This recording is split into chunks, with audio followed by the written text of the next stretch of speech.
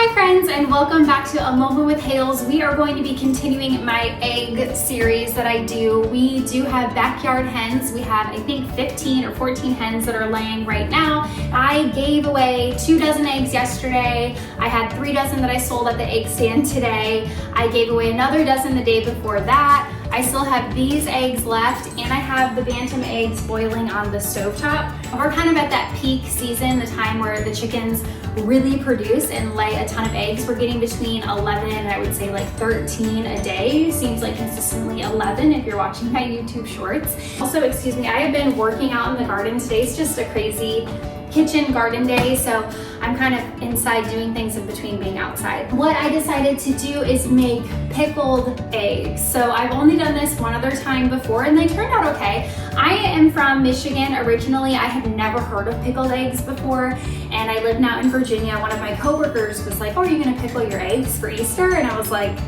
what? So I picked up some beets and we have the eggs boiling right now on the stovetop. So I will show you guys, we are going to do some pickled eggs today, and another way that I'm going to utilize all the eggs that we get in my backyard flock. So let's jump right on in. So in this pickled egg recipe, what you do is hard boil your eggs. So I used my bantam eggs, which are the tiny eggs that I get from my bantam chickens, which are mini chickens.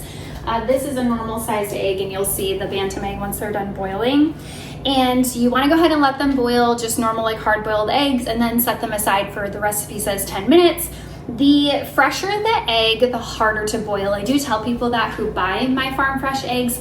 So I don't know all the science behind it. I think it's like the seal or something with the eggshell. There's just not as much gap between the eggshell and the egg, I guess, that when they're laid freshly. So the older the egg, the more that separates, so the easier it is to peel. So with my fresh eggs, which some of these bantam eggs are a little bit older, but with the fresh eggs, what I'll do is boil them and then immediately put ice water over the top of them and let them sit in the ice water, and they're easier to peel. So if you do get farm fresh eggs and try to boil them, hard boil them, and peel the shell, it is normal for them to be difficult to peel. So I do tell people that ahead of time, at least I try to when they buy my eggs. But all you need for this recipe are your hard-boiled eggs, pickled beets, which you're supposed to get sliced, and I got diced, so we're just gonna roll with it, and cinnamon, white sugar, and you also need regular sugar as well, and I think water too, but I guess we'll check the rest of the recipe. So we're gonna go ahead and let these boil, and then revisit them once they're peeled. Okay, so I have my hard-boiled eggs in my jar. I might end up changing jars. I don't know how high this is gonna get filled, but we'll just start with this and see. The recipe calls for 15-ounce jar of pickled beets. I think, good thing I'm wearing this shirt. I can't remember if this all goes in the saucepan. Let me check the recipe. Then we have half a cup of vinegar. This is a full measuring cup, so I'm just gonna do half of it since it's a cup. We're also gonna do half a cup of water and half a cup of sugar. Then we're going to just let that come to a boil. And while this is just coming to a boil, I just wanted to say I forgot I had this dozen eggs in my fridge as well. So my girls have just really been laying, and this is the time of year that definitely they produce. You can do something called water glassing with your eggs, and I'm considering doing that this year just to see how it works. Also, while we're waiting for this to boil, which it looks like it's just about there, you want to make sure the sugar is fully dissolved. There is a test you can do called the float test if you do have eggs and you're not sure if they're good or not, like farm fresh or backyard eggs, or sometimes we find eggs in random spots in our backyard too and we don't know if they're good or not.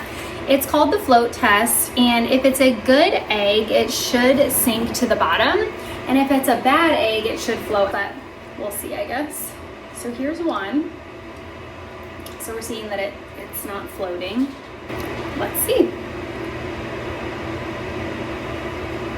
If you're ever unsure if an egg is good or not, you can go ahead and see if it passes the float test. Looks like everything has been dissolved, so I'm gonna go ahead and let this cool for a minute and then pour it into my glass jar of boiled eggs. Also, before I pour this, I forgot to add a half a teaspoon of cinnamon. That goes in the mixture as well, so I'm gonna put it in. All right, here we go.